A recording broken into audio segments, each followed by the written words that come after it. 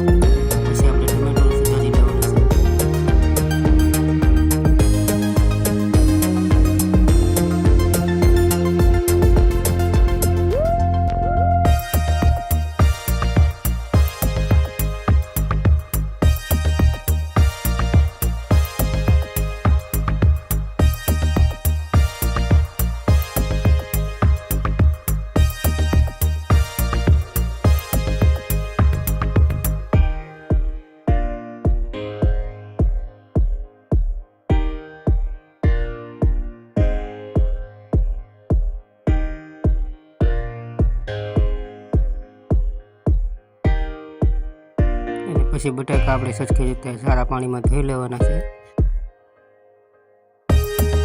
અને પાંદડી પણ આપણે સારા પાણીમાં ધોઈ લેવાની છે આવી રીતે।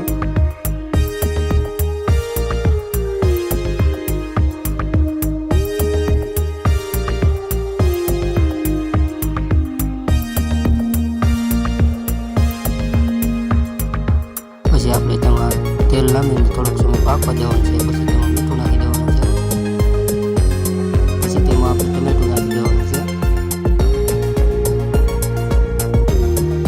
પછી થોડુંક પાકી જાય પછી એમાં આપણે હળદર,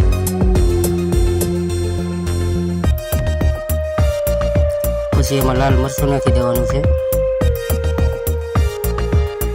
પછી તેને સરખી રીતે મિક્સ કરી અને થોડોક સમય પાકવા દેવાનું છે।